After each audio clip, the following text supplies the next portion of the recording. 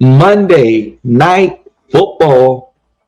The Baltimore Ravens will travel down to you know where, Tampa, you guessed it, to face the Tampa Bay Buccaneers on Monday night football. You know, God's favorite host is back again for another week of a Baltimore Ravens preview. It's the Flex Zone Podcast. Make sure you guys sack that subscribe button. Welcome to all the new subscribers. Hit stick that like button. Leave us a like. Helps us out tremendously. And as always, go ahead and bulldoze that bell to know when all new Ravens and other content on the channel drops. And do us a favor, comment down below your keys to the game, injury report, players to look out for, your score prediction, anything I didn't talk about in this preview. And if you don't got anything else to say, leave your favorite emoji. It helps us out tremendously here on YouTube, and it costs you nothing. We're back. Another week of content.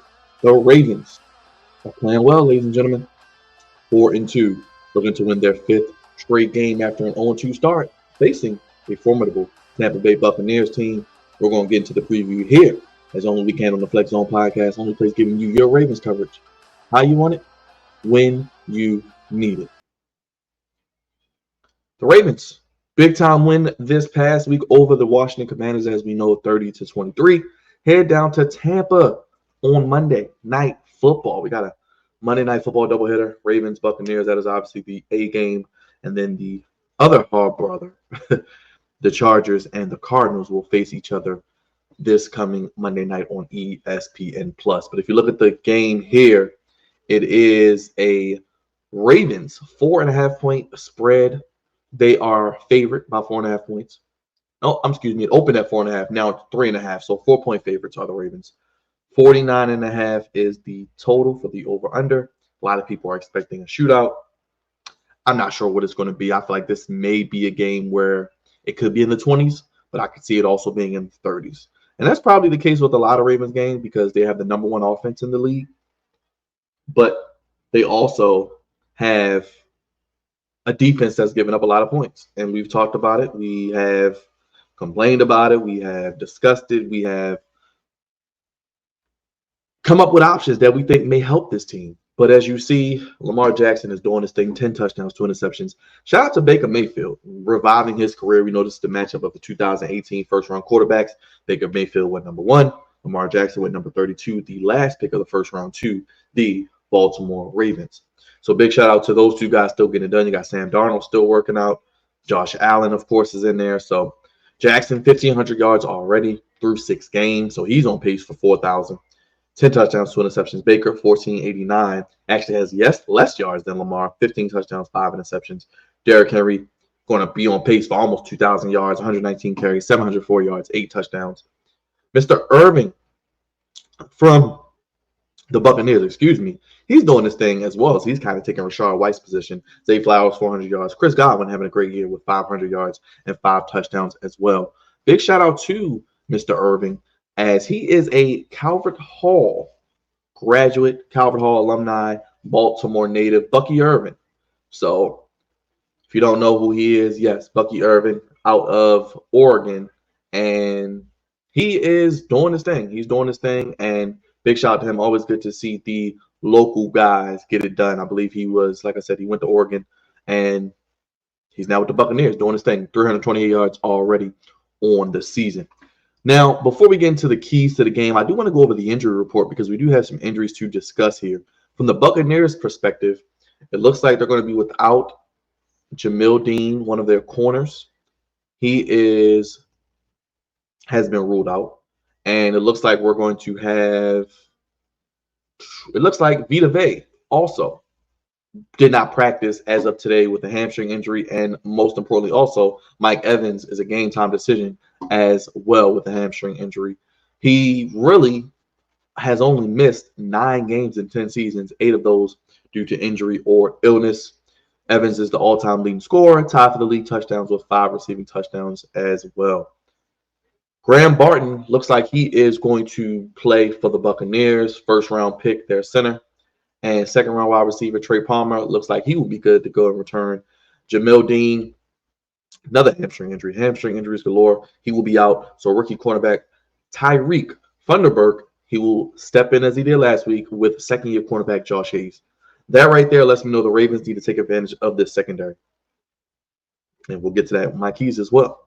So Cameron Johnson, ankle, and tight end Payne Durham will both be out. On the Ravens perspective, we did learn today that kick returner Deontay Hardy, which I'll get into in my keys, has been placed on injury reserve. So he'll be out for a little while as well. Broderick Washington is doubtful yet again with a knee injury. So he looks like he probably will miss another game. And he missed last week and probably will miss this week. Malik Harris and Rasheen Ali ruled out as well. Arthur Millette, he's on his way back. And Brent Urban, full participants as well. So it looks like the Ravens are predominantly healthy. Outside of Broderick Washington, really, which with the play of Travis Jones, who looks like he's on a Pro Bowl trajectory, Nnamdi Madubuike, who hasn't really had the sack numbers, but I think is getting more attention. But I think he's going to start to pick it up more because you got to have to kind of roll your coverage and pay more attention to Travis Jones, and then that's going to allow Nnamdi Madubuike to do his thing as well. But I love to see right now, as I knock on my wooden desk, the Ravens healthy and playing well on both sides of the ball, especially on offense. But the defense, I know it's been much maligned. Dean Pease has been bought in. I think the defense has still some of its best work ahead of it. It's an adjustment period. We're going into another week of football. What is this, week 7? I think let's look at them in about another week or two. Let's look at them as we get to week 9, week 10. How is this defense looking? And I think it really could start this week. Last week against Jaden Daniels, I thought they did a wonderful job containing him, keeping him in the pocket. We know they are the number 1 rush defense in the NFL. They do that well. The problem is just the secondary. The secondary communication, penalties, lack of a pass rush at times even. There are a myriad of things that have gone into it, and playing more dime look. Roquan Smith doesn't seem to be the same Roquan Smith as before. Kyle Hamilton not really making the splash plays that we've seen last year. Brandon Stevens, he's on you. He's on you. Like white on rice, but he can't find the ball if it was staring him in the face. So we'll see what happens this week because Brandon Stevens is going up against guys and Chris Godwin and Mike Evans who make contested catches for a living. And if you don't find the ball, they're going to have you on a highlight reel jumping over you for 50 yards or for a long touchdown down the sideline. So what are we going to do with the receivers of Tampa Bay? That's what scares me the most because Godwin is a number 1. Mike Evans is a number 1. They're probably as good as any duo in the NFL. Cade Otton, the tight end, is a big-time piece as well. I like his game. Rashad White, we talked about Bucky Irvin. They can catch the ball out of the backfield as well. Baker's going to sling that rock. Baker's going to throw that ball because that's what he does. He's going to throw that ball probably close to 40 times if possible. And that can be a good thing and a bad thing because Baker's one of the most streaky quarterbacks in NFL recent memory. He can get hot and throw for 4 or 5 touchdowns, but he also could throw for 3 or 4 picks, like we saw last week. Put up 50 points, but he had 3 picks. So let's get into the keys to the game because I think even if Vita Vea plays, even if Mike Evans plays, they're clearly not 100%. And I think the way the Ravens offensive line, I got to give them love that they played, it won't make a difference because I think outside of Vita Vea, on that defensive line, nobody really to worry about. And their linebackers are wonderful. Levante David, Devin White's gone. Levante David has been a mainstay with them for years, one of the best in the league. But they're not the biggest guys. They're smaller, faster linebackers. They're more like 220, 230. But when you're trying to tackle Big King Henry, old Derrick Henry, Mark Henry, as we call them all the nicknames, the hammer that is, he's 250, 260, and he's running full speed, full momentum at you. You're going to have to tackle him. That's going to wear you down throughout the course of the game as well. So I'm going to look at the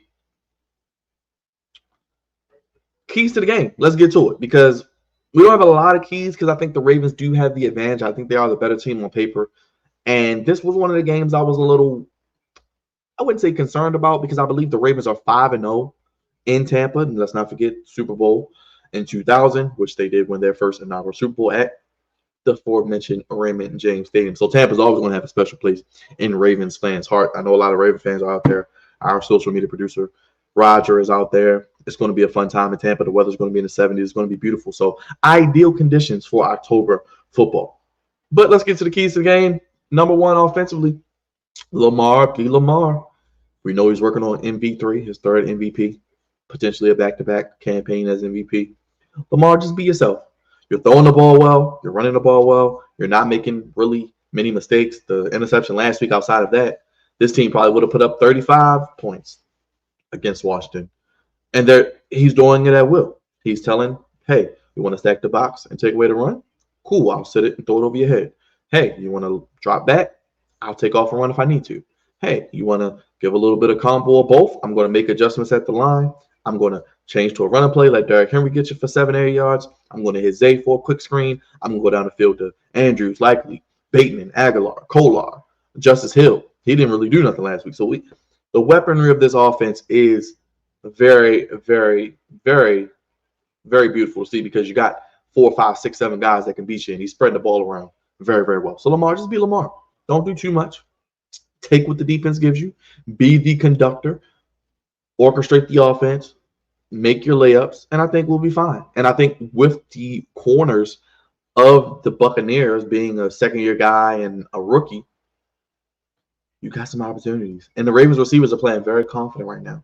So this is a great time to show what you can do on Monday night if you have to throw the ball. Like I said, they could come out throwing the ball because Tampa's probably going to do like Cincinnati, like Washington. Hey, we're not going to let you run the ball. Okay, cool. I'm going to throw the ball in the first half, and I'm going to get 200 yards, and I'm going to show you what Zay can do. I'm going to show you what Bateman can do. I'm going to show you what Andrews still got in the tank.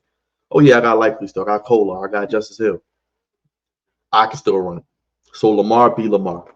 Secondly, wide receivers take advantage of defensive backs of the Buccaneers. Like I mentioned, no Jamil Dean.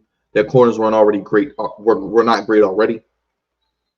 Bateman, I love what he's done. Flowers, I love what he's done. I know everybody in their mother was wanting us to get a Devontae Adams. Now they want us to get DeAndre Hopkins. We've seen Amari Cooper get traded. The Ravens are good with what they have.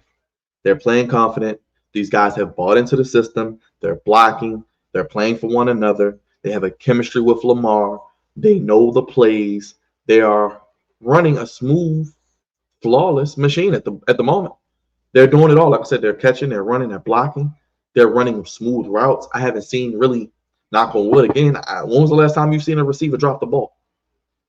So the wide receivers of the Ravens are going to have some opportunities, and I think Lamar, especially in that first half, don't be surprised they look to take a couple shots down the field and then to look to do what they do best in the second half, run the ball 15, 20 times, and Lamar throw it 5 times or less. And then they get a situation where they're able to get Derrick Henry down the field. They're able to run out the clock and win time of possession and limit really what they do Tampa, because you want to limit their possession. They can score.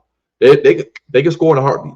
Godwin, Evans, Otten, White, Irvin. Let's not forget Baker's athletic. He can move around and out the pocket. If you leave him, he'll run for 7 or 8 yards on you and tell you about it after he's done. So we'll get to that, but receivers win against their DBs.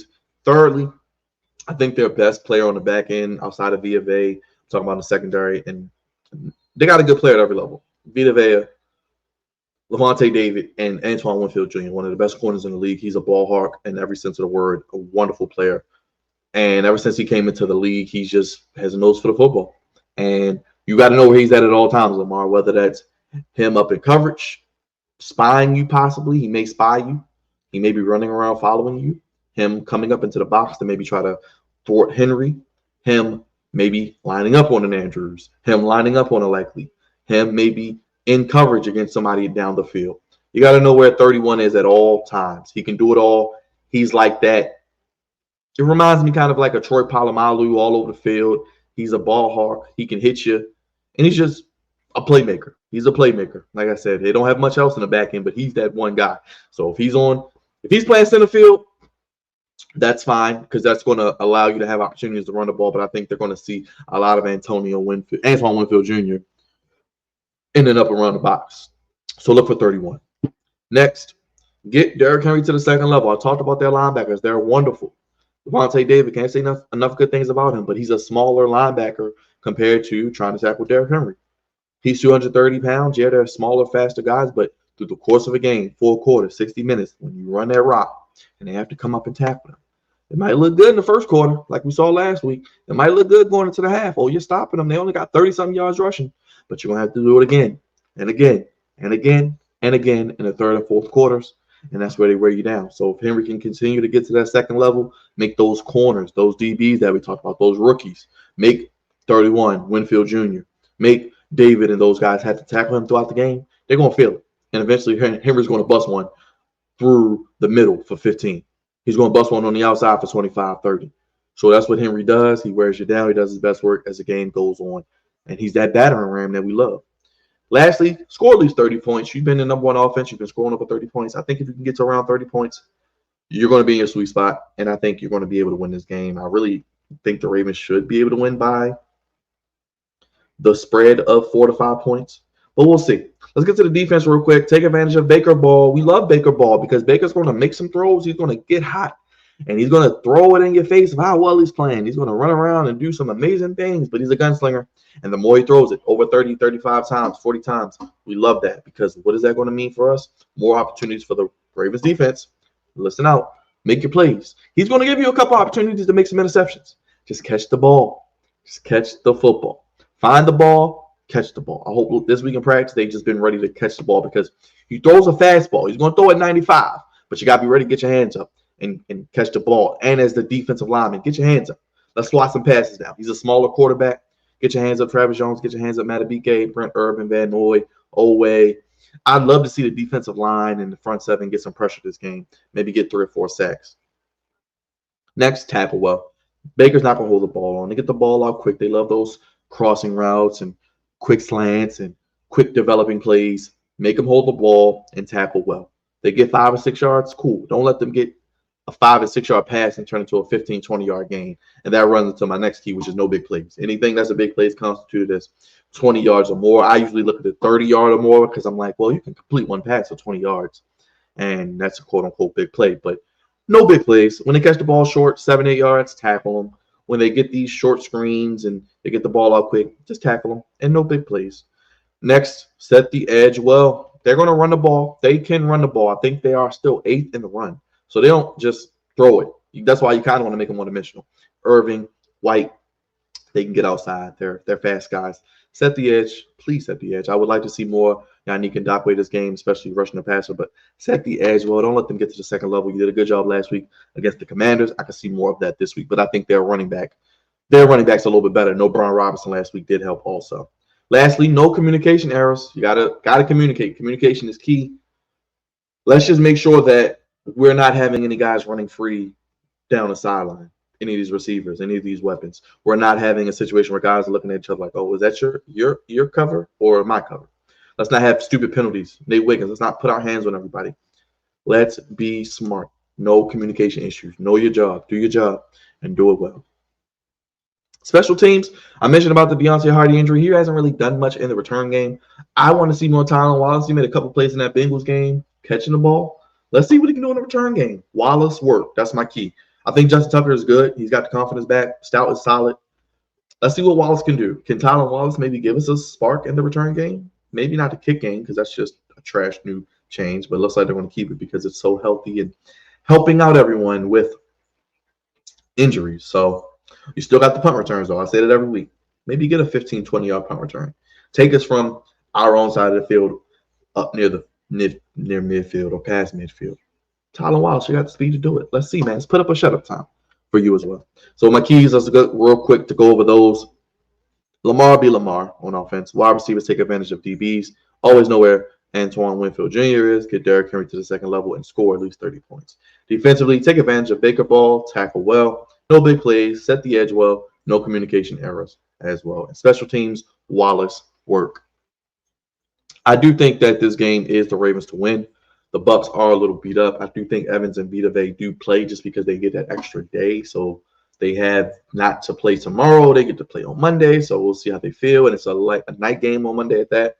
So I think we will get a situation where they will play. Now, will they be 100%? Probably not. But I think the Ravens are the better team on paper, and I do like them to win here. And I'm going with the score of 33. I think they get over 30. I'm going to go 33-27. I think they cover. I think we hit the over people. And I think the Ravens pull away late. 33-27. I think Baker makes some plays. I think Evans, if he plays, Godwin. Cade Otton is a key because we struggle at times with the middle of the field. Roquan, Trent Simpson, he's still learning. I think I want to see him play a little more at times. I know they want to put the DBs on the field, but I like to see him play a little more when you got some speedy guys and athletes out there because I think he can match that athleticism and speed. But keep an eye on Otten. I don't want him to go off down the middle of the field for 25, 30 yards. I don't want him in the red zone getting an opportunity for a touchdown. So keep an eye on that. And the backs out the backfield. You got to contain him as well. He's going to throw the ball hot and quick. If it's not there, he's going to check it down. And those guys can get yacked. So limit the opportunities as I mentioned as well. So 33-27, I'm going with the Ravens to get the win. Real quick, week 7. We're in week 7, ladies and gentlemen. And it's getting fun. It's getting fun. I had a good couple past weeks with my picks. Real quick, we have London. We had a game on Thursday, which we saw Denver defeat the New Orleans Saints, which I predicted 33-10, and Sean Payton's return to New Orleans. He is the second active coach to beat all 32 NFL franchises. And don't look now, Denver will be coming to Baltimore in 2 weeks? 3 weeks. So that's going to be a formidable test for this offense. A real legit defense, maybe the best defense in the NFL. Surtain and the way they can get after the quarterback, they're just a physical, dominant team right now, especially on the defensive side of the ball. And Bo Nix, man. Bo Nix. I wasn't really a big Bo Nix guy just because we've seen those type of guys before that play forever in college football. And then it just seems like they don't translate all the time. But I'm going, Denver did win. I picked Denver. New England and Jacksonville. I love what I saw that Drake made last week, but I'm going with Jacksonville to get the win. Trevor Lawrence is playing decent over the last 3 weeks. His numbers are getting better. I do have him on my fantasy team. I think he's trending in the right direction. Now, Doug Peterson, is he a dead coach walking?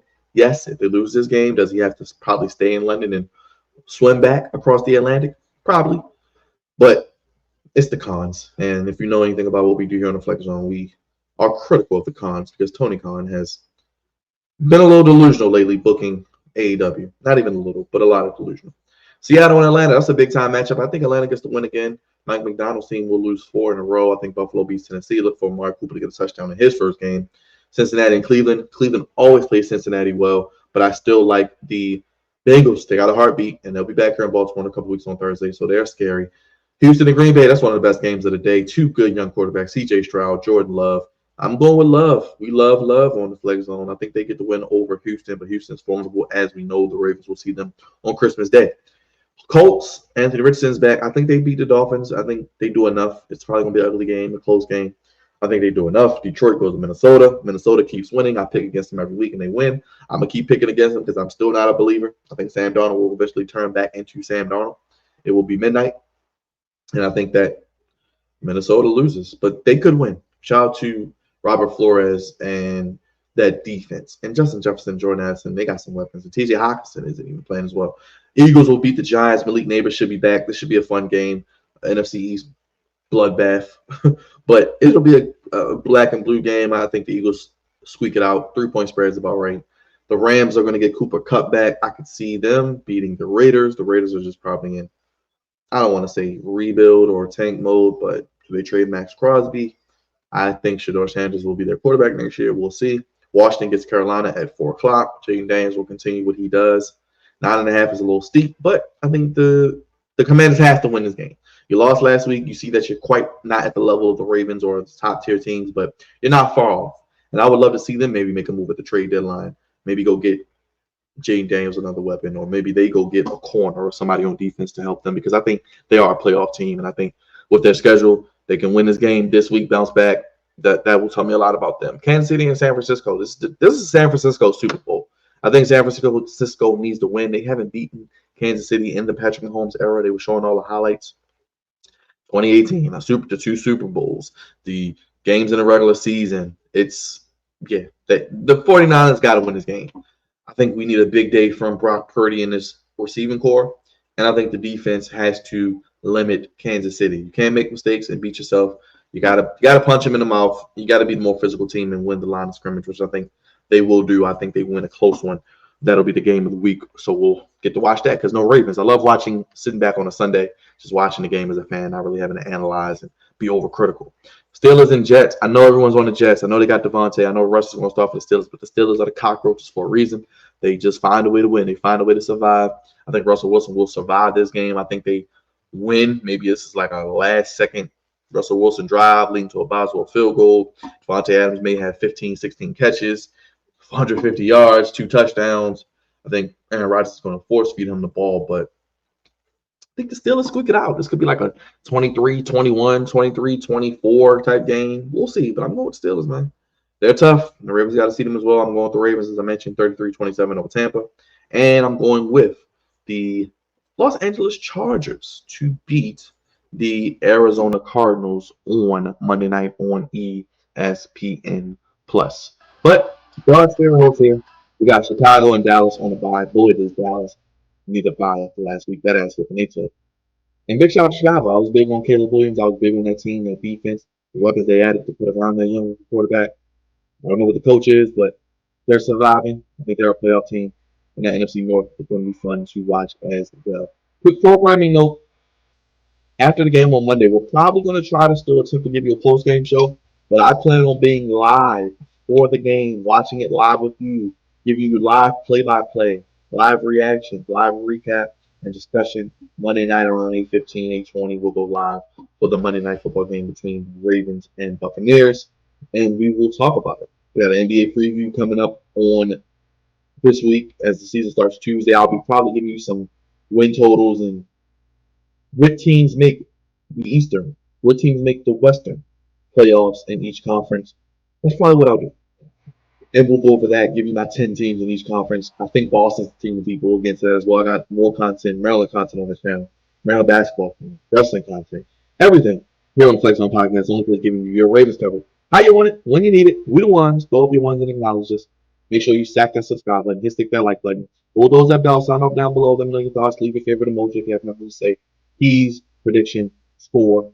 We're here for you. We'll be here with you Monday. Hit that bell to know when we're live. Appreciate it and welcome all the new subscribers. Be safe out in Tampa if you're going Ravens slot. We'll see you here Monday for all the Ravens content on the channel. And we'll see you back on the channel for more content as we don't stop. Flex On Podcast. Ravens get the win, I think, 33-27 over the Tampa Bay Buccaneers on Monday Night Football. God's favorite host, y'all. Signing off. Have a good day, everybody. Peace.